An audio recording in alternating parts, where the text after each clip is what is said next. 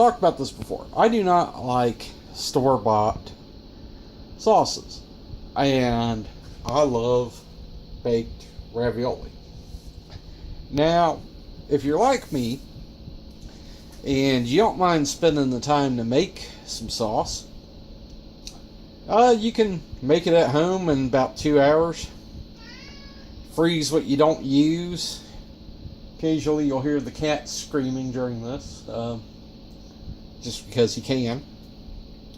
Anyways, this is not complicated to make, and I don't believe in making videos where I hold somebody's hand and show them every last detail of how to do it. I pretty much assume that if you're over age 21 and you own kitchen appliances, you probably know what you're doing with them.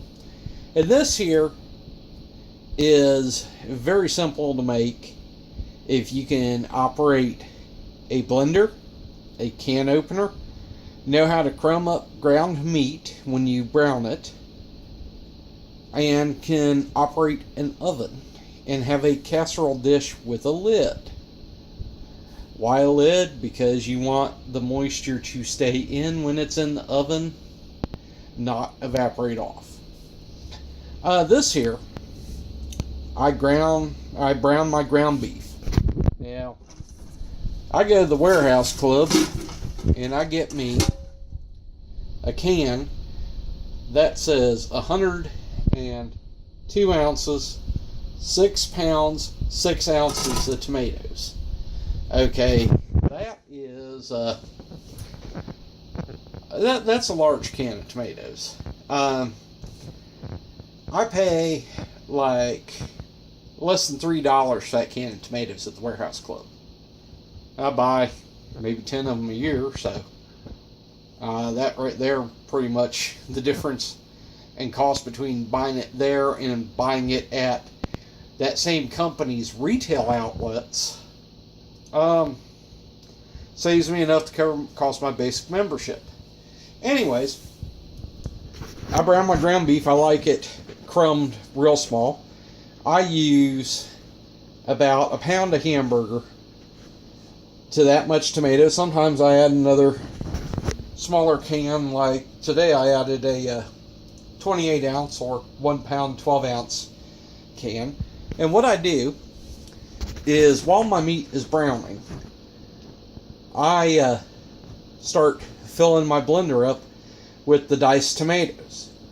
Then I also add 1 or 2 onions. Today I use 2 onions because I like the flavor, and then I don't use little small onions while I'm saying this. I'm 2 large onions, not small, not medium, but actual large onions, and I just quarter them up and throw them in the blender with the tomatoes, and add about 2 blenders full of water.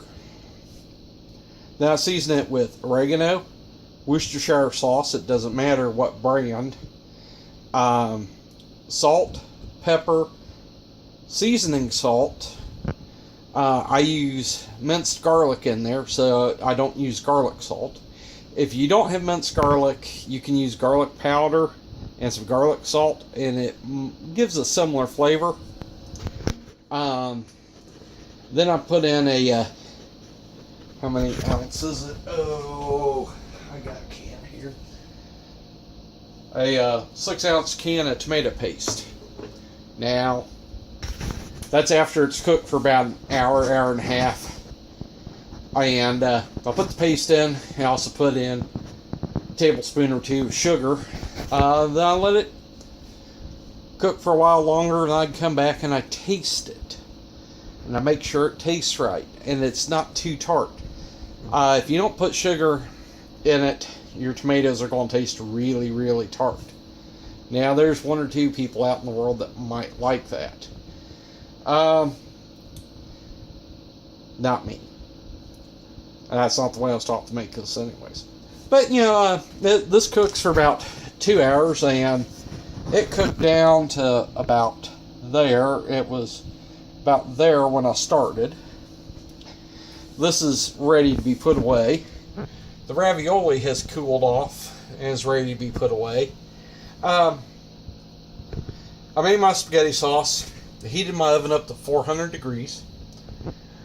I used a ladle and I put spaghetti sauce, then ravioli, then spaghetti sauce, then ravioli, then spaghetti sauce and ravioli. And you put a good bit in there, and you take your ravioli and you push them down in there, and you get your layer. Then you put more sauce over it, and you repeat until it's kind of full. This one kind of overflowed a little on me while I was cooking. And sorry, my stove top is a mess, and it was cleaned off before I started cooking today. But it always gets messy. Anyways, I baked that at 400 for 1 hour. And these were frozen, and they said to bake them for 45 minutes. And this was almost al dente. But if I heat it up tomorrow in the oven with a little bit of water in there, then it'll be what I like. I like my pasta tender. I do not like my pasta al dente. Well, I'm using refrigerated raviolis bought from the store because I don't home make them. I put them in there the same, bake them roughly the same amount of time. I could have baked this a little bit longer, except for it was so full that it was boiling over on the inside of the oven and giving me a burnt odor in the air. So the timer was up. I thought, okay, and they were edible. That's good. Get at least 2 or 3 more meals out of that. Okay, 4 meals. Plus I might bake more ravioli with the sauce. I might make spaghetti noodles. Who knows? Total cost, the bag of frozen ravioli was like, $10. And I fried about 1/4 of the bag in the deep fryer. So that's about half. I got about another 1/4 left.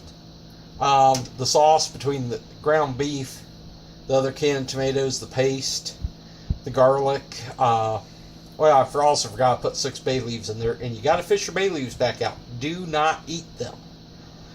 If you do eat them, you're going to be sorry the next day.